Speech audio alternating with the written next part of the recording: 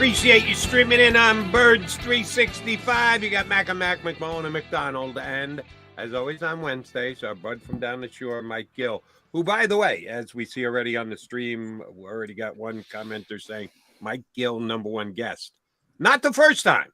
For some reason, despite his complete shameless plugs of T-shirts, people think Mike Gill knows what he's talking about. So we always love it when Mike comes on. If you're a Mike Gill fan, hit the like button right now. That's how you say maybe you can help us out.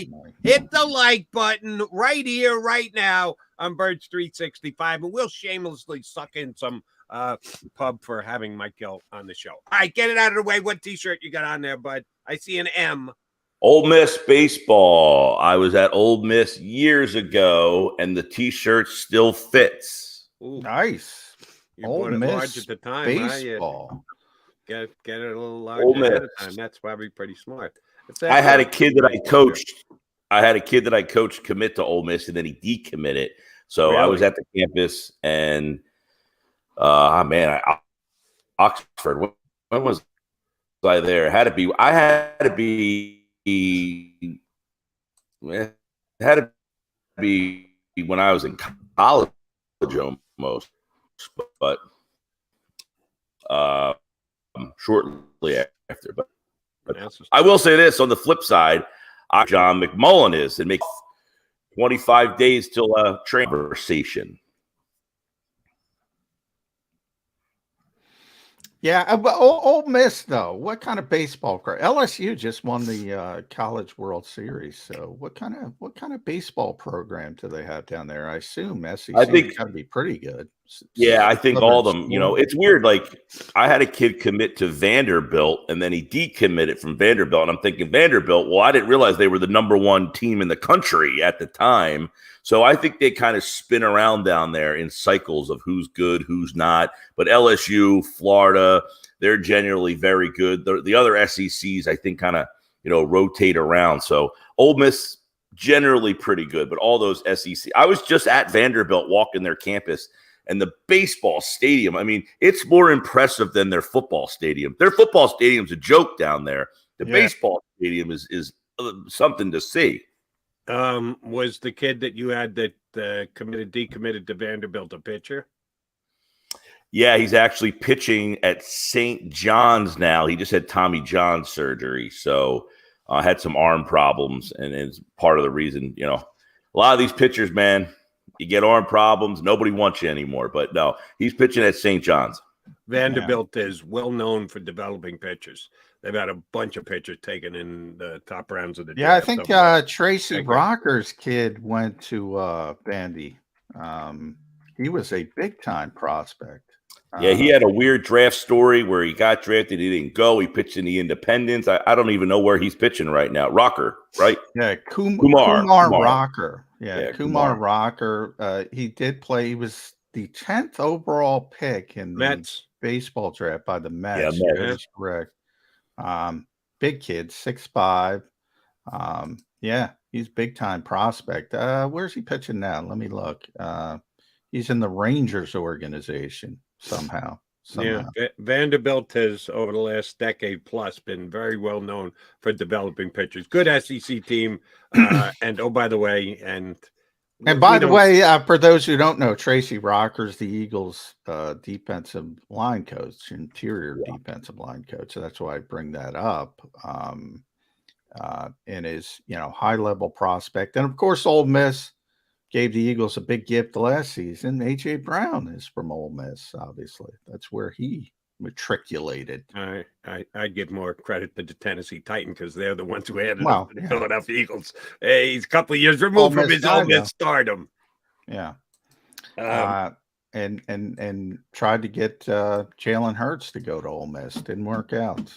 I think I may have, when I was in college, West Virginia played Ole Miss in a bowl game, and Eli Manning was a freshman. He was the backup quarterback. They're down like 38-0. They put Manning in the game, and he damn near brought them back in the game. Yeah. Eli now since long gone as well. All right, Mike, are you perchance, when you're done here with us, Going to get in your car between now and when the Sports Bash hits the air on 97.3 ESPN this afternoon. Going to get anywhere near Sea Isle City and the Ocean Drive this afternoon, either late morning. You'll never get to the show. You'll never get to the show. I will not be there. It's a madhouse down at the Ocean Drive today. I know Kelsey is bringing the crew down there. I think his brother was there last year. Is his brother coming this year? They're doing a live podcast. That's right. That's right. They're taping the podcast there.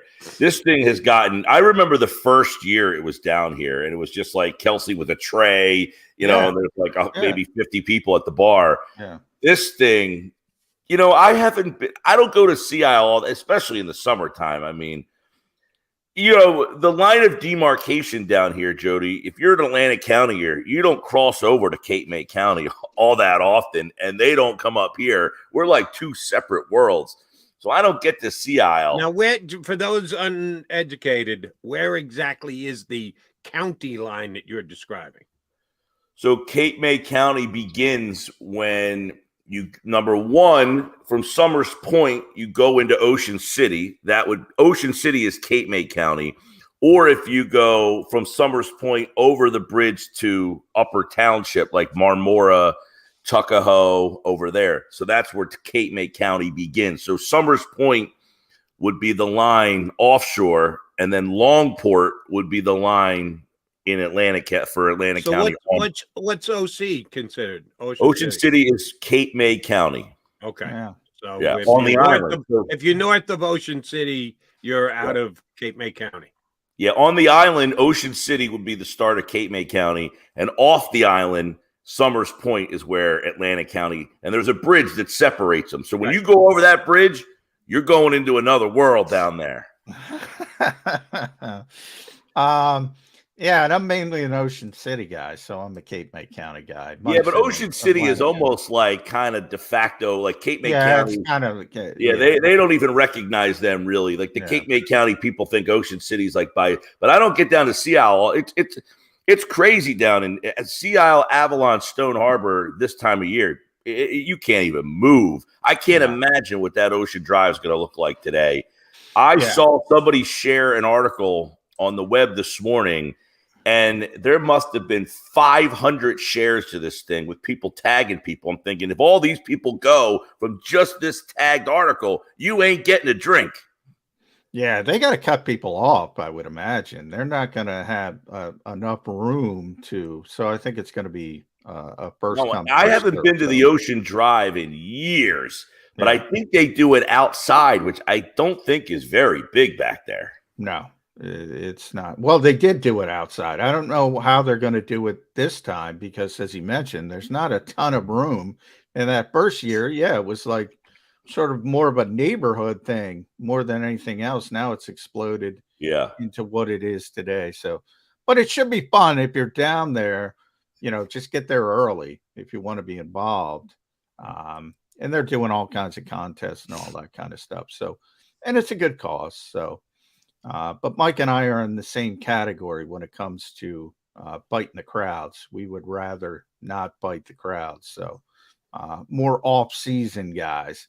Now, off-season football, we're getting closer to the season. Yeah. Not as much fun being an off-season guy in football.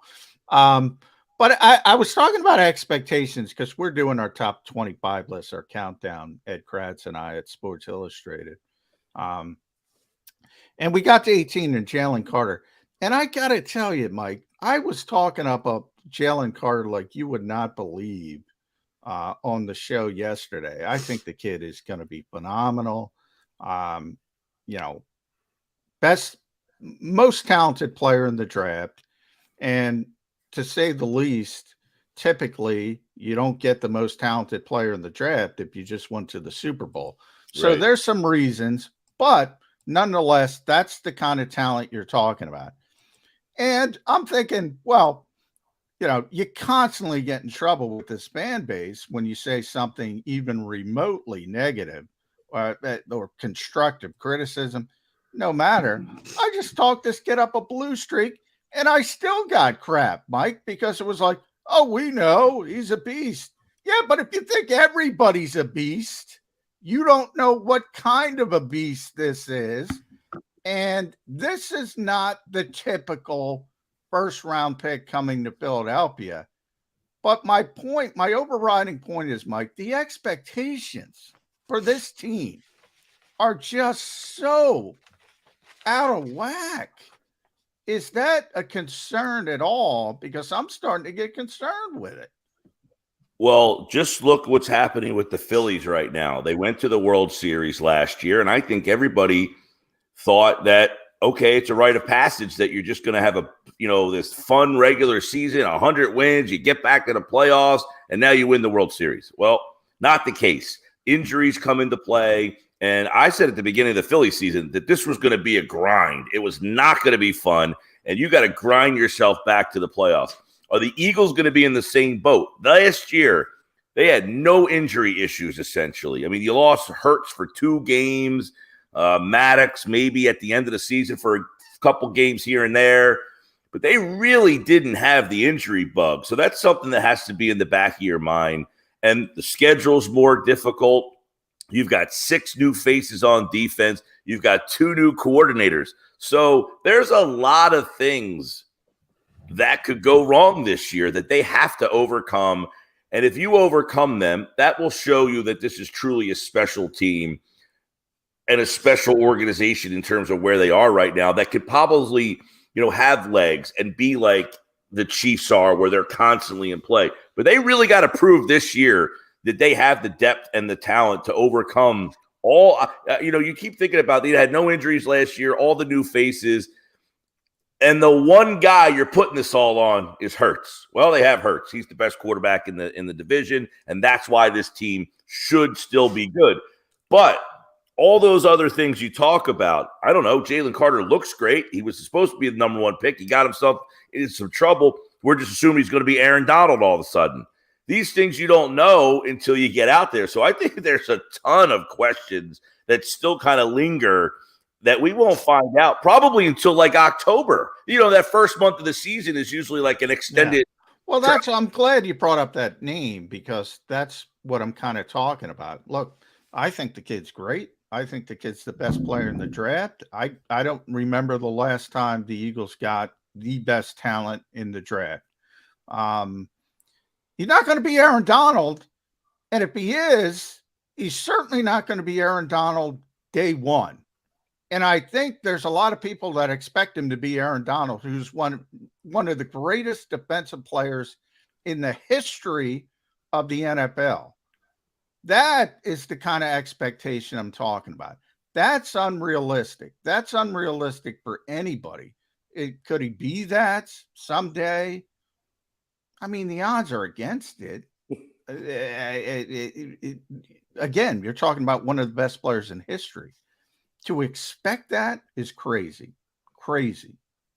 And I talk the guy up nonstop, right? But I think it's ridiculous. I'm trying to get a grasp on where you are trying to rank him myself, John. Because on one hand, you're saying he's the best player in the draft. The other one, you're saying slow your roll. Well, which one is it? Was he the best player in the draft, or is it slow your roll? Slow your roll when the expectation is Aaron Donald. Slow your roll. There's literally maybe 5 players in the conversation with Aaron Donald. And I know there's recency bias. You're talking about Lawrence Taylor, Reggie White, J.J. Watts. Aaron Donald is in that conversation. So if that's your expectation, slow your roll. Is it me, or did I feel like every player that I watched growing up, Dexter Manley, Bruce Smith, Andre Tippett, I feel like they're all better than the guys I watch now. Like, you couldn't block it, or were the offensive linemen just so lousy at that time? Like, those guys felt like Chris Dolman. They just felt like they wrecked every single game they played. And I think everybody has, from their youth, you get attached to that era a little bit, but there are certain guys, and Aaron's one of those guys. Yeah. I mean, that guy's unblockable. And the athletes are better today. Jody and I have this discussion all the time. The game's not as aesthetic because of all the rule changes, but you can't hold that. Just like it bothers me when people say, probably the best example of this, guys, is the NBA, because it's easier, because it's, more of an individual sport. And people say, well, Bob Cousy couldn't play today, or Wilt wouldn't be anything today. And I'm like, the time machine can't work one way. It's got to work both ways, right? It's got to work both ways. In other words, if Wilt Chamberlain was born 40 years down the road with the same genetic advantages he had when he's still Wilt Chamberlain.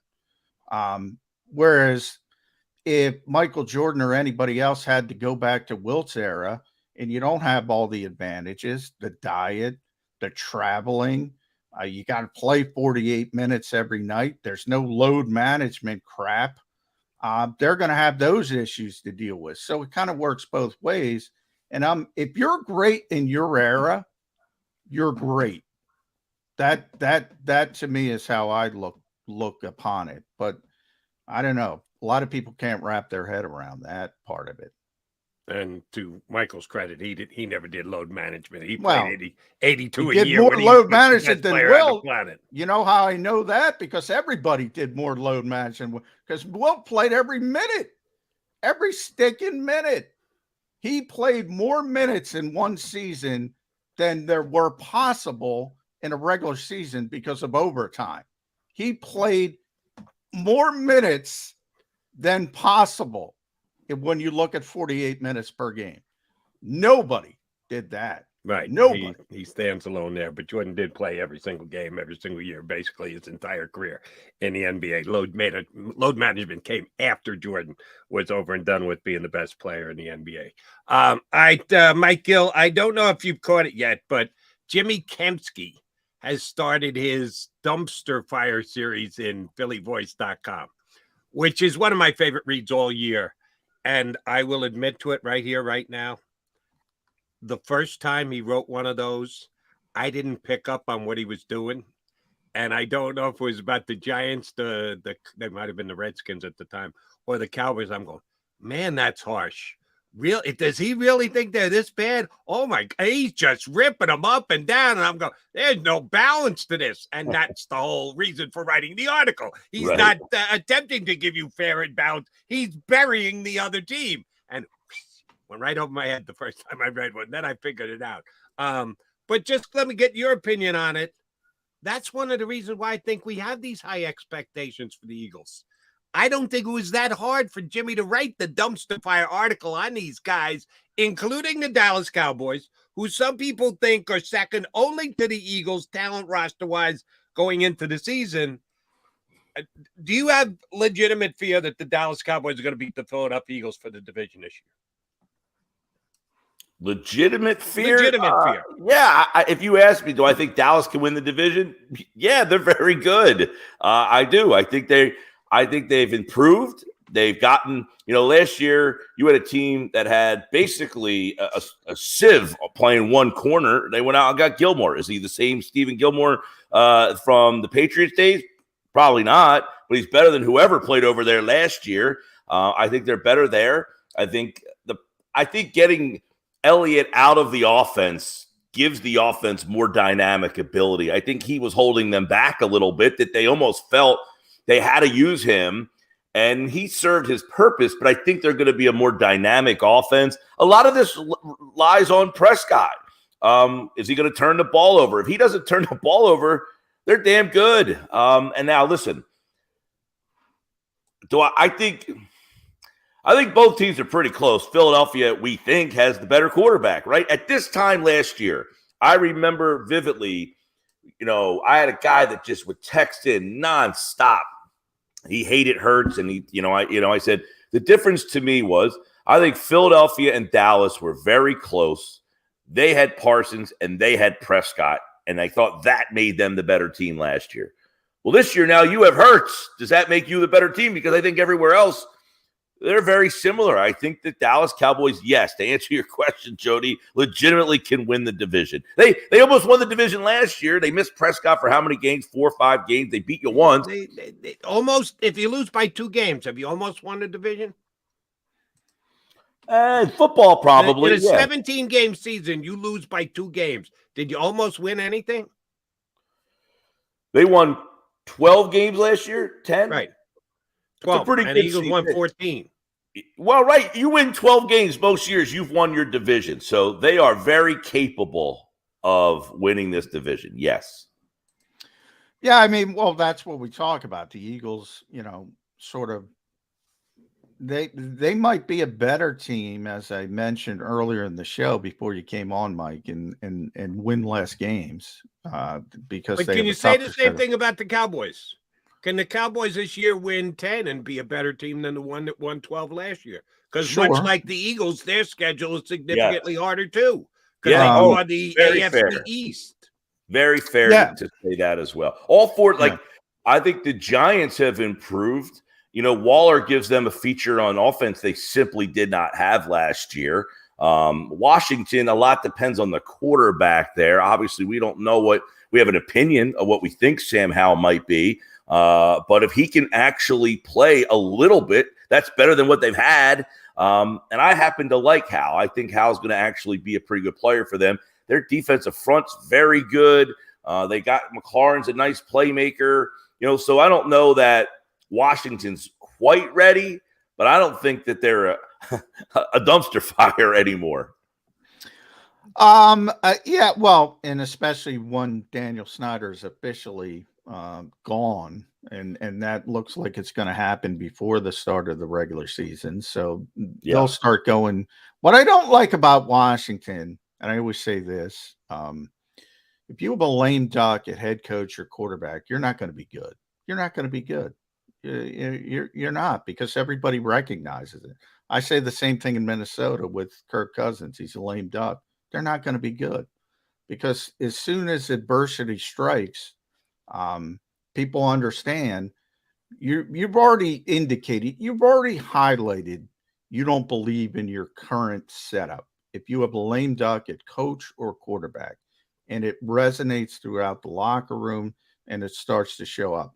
That's my concern about Washington. Now, maybe Josh Harris puts people in place and they say, you know what, we like Ron Rivera. But typically, when you have big changeover, what do guys want to do? They want to bring in their own people.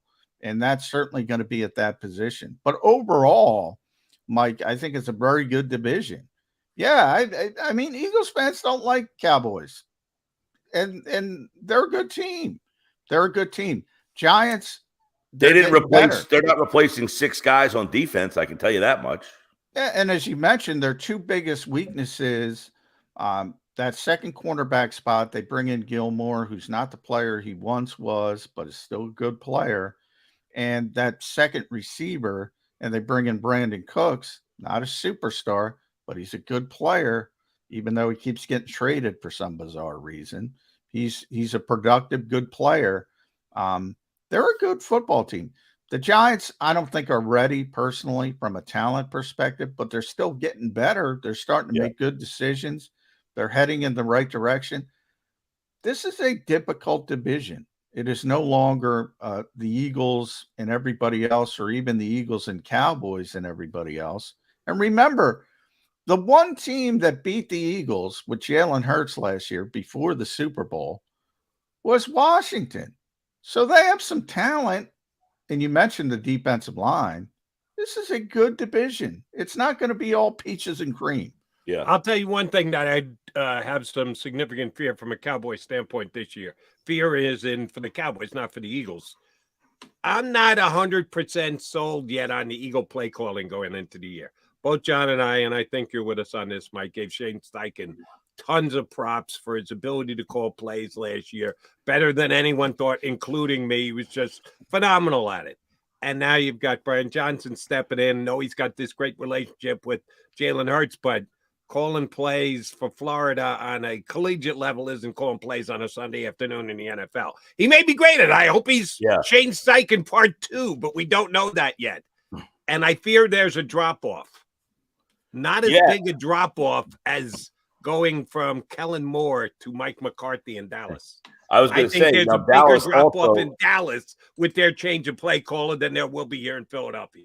Right. I was going to mention, Dallas also is changing the play caller, which could impact their offense. I wonder if it's I'm very intrigued to see how McCarthy, if he evolves as a play caller at all. But the one thing I thought last year, as I mentioned, I thought Pollard needed to be more involved in the offense. Is he going to get Pollard more involved in the offense? You also have to keep in mind, I'm very intrigued. We talk about Washington. Everybody's been banging the drum for Bieniemy. Why doesn't he get a head coaching job? Well, now he's going to get to run an offense and show that I am the guy running this offense. These are all my play calls, not just in the third quarter or the fourth quarter or this game's second half. All of them, we're going to get to see how he impacts a game for Washington. That's something I don't know that they've had a lot of creativity in their offense the last couple of years. So keep that in mind too. Bieniemy is in this division and what he might add to what has been a challenged Washington offense over the last decade or two. Boy, I hate to do this, but I have to do it. At Mike Gill Show, by the way, follow Mike on Twitter. The Sports Bash every day, 2 to 6 down the shore. Phenomenal job there. Mike McCarthy, man, I don't get the hate. There's so much hate for Mike McCarthy. I mean, there are so many bad coaches. Let me in ask this you, John, league. how do you think the Jets offensive coordinator is going to do this year? Nathaniel Hackett. Well, I was getting to that. Now, people, and as Jody knows, I'm the first one to say, Mike Gill, Jody McDonald, John McMullen, we would have won a lot of games with Aaron Rodgers in his prime. Mike McCarthy won a lot of games with Aaron Rodgers in his prime. Made the playoffs every year. Disappointment. They only got one Super Bowl. How many times I hear that?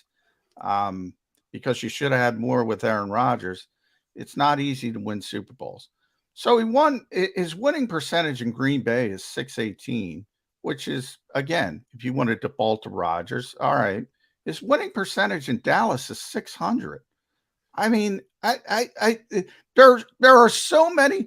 And by the way, I'm not trying to say Mike is up there with Andy and Bill and the truly great coaches, but there's so many shitty coaches in this league. And people act like Mike McCarthy is this awful head coach. And it's not true.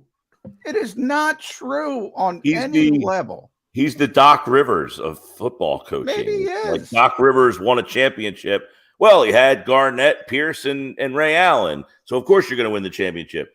And he's had a ton of success outside of those guys, just never won the championship. So I was talking about this the other day, how you're either an elite player or you suck. In the fans' world, if you're not an elite player, you're not any good. And a lot like – yesterday, Tobias Harris makes the comment that the fans would trade me for a crumbled cookie. Great right now. Great and he's right. He's right. Where are you getting a 6'9" guy that shoots a three and blah, blah, blah, and defends?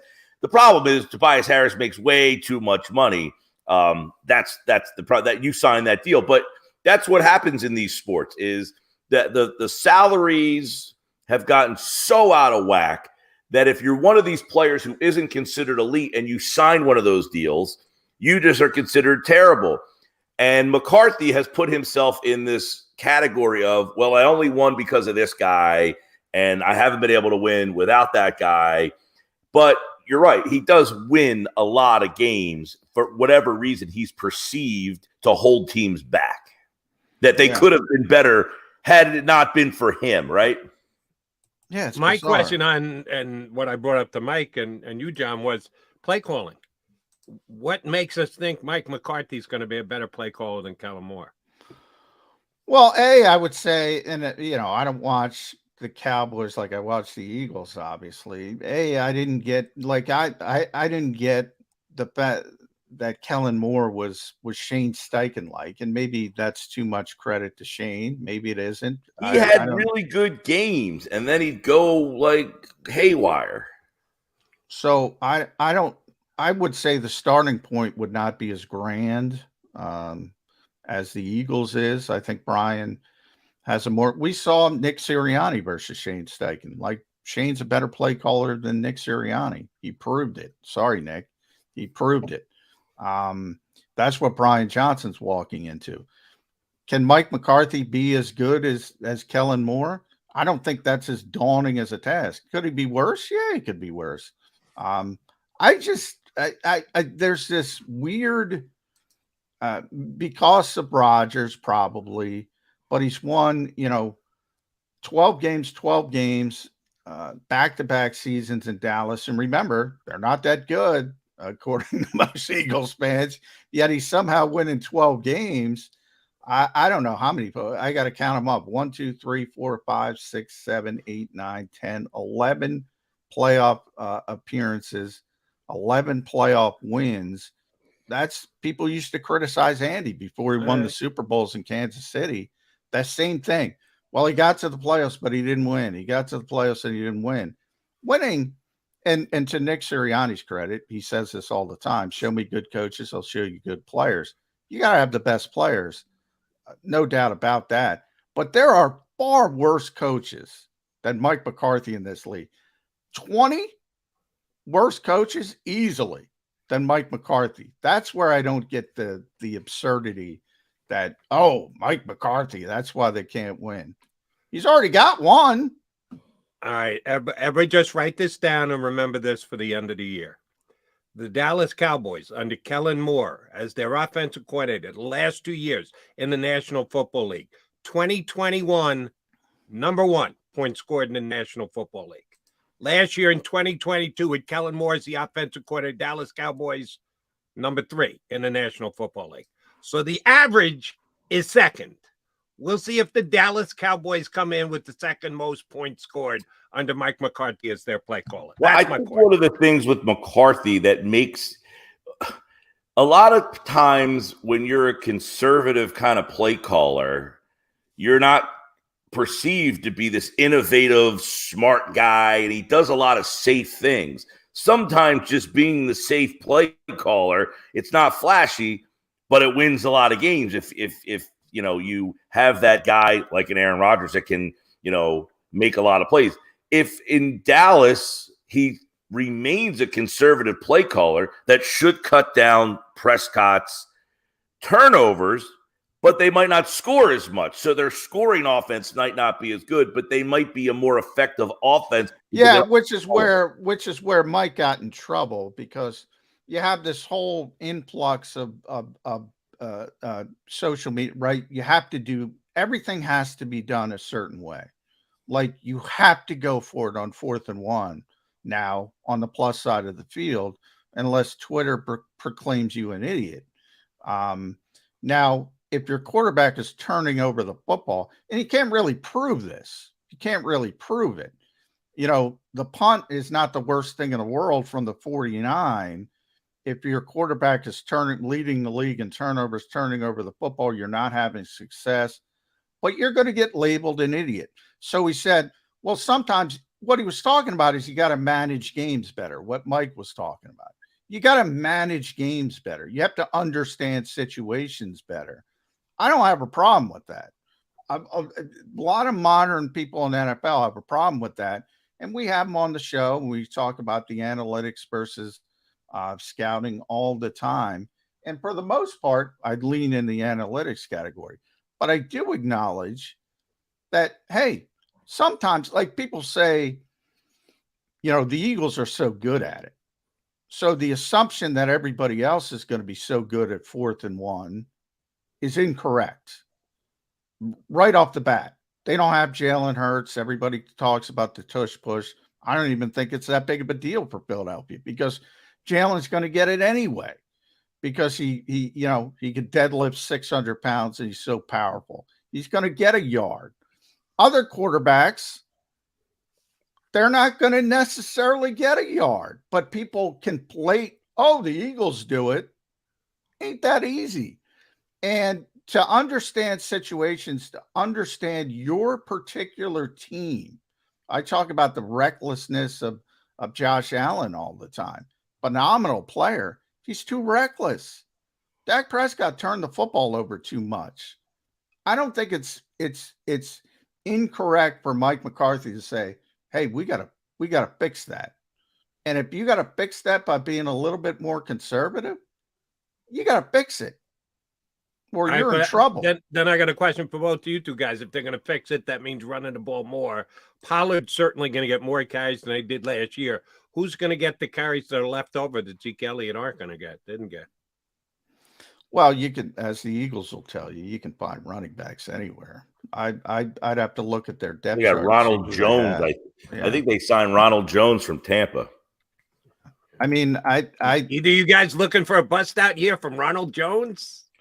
No, but I think what John is saying, and I would agree with, is how many running backs have you just been like, where the hell did that guy come from? You know, who knew who Alexander Madison was? Well, guess what? He now supplanted Dalvin Cook to where they let Cook walk. No one ever heard of the guy. But we'll see if that works. Just because they anoint him as the starting back doesn't mean he's going to be as effective as Dalvin Cook was. Madison's been pretty darn good when Cook's been hurt over the last 3 seasons. That's why they felt comfortable enough, because when Cook, now he might not be as dynamic or better than Cook, but point is, there's guys who have been highly productive that no one ever heard of. Ronald Jones was actually a guy people should have heard of. He played at USC and was a pretty well thought of guy, but I think he had some injury issues down. And obviously they franchised Tony Pollard. Tony Pollard's they drafted Deuce Vaughn. He's a little undersized to me. Right, Deuce Vaughn is there. Yeah, they have a kid called Malik Davis. I have no idea. Rico Dowdle. The point is, same thing with the Eagles. I mean, like we're talking about DeAndre Swift. Well, he's never had more than 617 yards, and people are, oh, all right, we got DeAndre Swift. I mean, Rashad Penny. You've seen the talent and small sample sizes. Kenny Gainwell. Whether you liked this playoff run, I liked it more than Jody, but whether you liked it or not, he's certainly not proven. Boston Scott's certainly not in the conversation other than when the New York Giants are on the schedule. And Trey Sermon, the only thing he's done is get mentioned by the head coach. All right, so let me ask each of you guys, and I'll let you guys decide. Who's the Eagles' number one back? DeAndre Swift. Swift. Would you say Swift too? Well, according to Vegas, I talked about this last week. Penny over under 600 yards. Swift was like 578. So they think it's going to be Penny, although it sounds like a rotation to me. All right. Well, pick one of the two, Mikey. I think if Penny's healthy, he would be the guy. John, you okay with going and Penny, or are you going to fight the fight for Swift? Well, Swift is going to be the lead back. Okay, so Swift is the guy. McMullen's staunch on it's going to be Swift. No. All right. The Eagles are the backs, not DeAndre Swift. The Cowboys are the backs, not Pollard. Who's got the better group of backs? Well, I think the Eagles have the better group of backs, no question. But I think what has stood out here is that who's got Pollard, the best back, though? Right, I think Pollard was the other guy for too long, and now he's the guy, and that should make them better. I mean, I would agree that the Eagles are deeper. But if you're asking me who's got the best back between the two teams, it's the Cowboys by a mile. Yeah, Pollard would be the best of the lot. Yeah. But I'll go this far. The Eagles will have one of their backs will have a better average per carry than Pollard this year. Well, I don't know how important that is. I mean, Penny averaged 6 yards a carry last year, for God's sakes.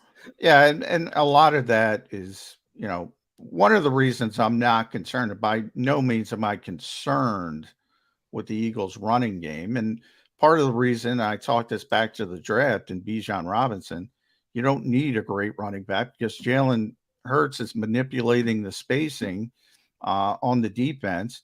So to me, yards per carry, yeah, the Eagles might have a better yards per carry than the Cowboys, but they have Dak Prescott versus Jalen Hurts. They don't have the same spacing ability, the same spacing manipulation. What I'm not going to say is the Eagles have a better back than Tony Pollard. They don't. That would be lying to people. Who do you think will pass for more yards this year, Dallas or Philadelphia? Probably Dallas. It'll be close. It'll be close, but I would guess I would. Boy, the Eagles. Although I guess you're just assuming Dallas because the Eagles are good. Of how Moore called the game. How is McCarthy going to throw the ball as much?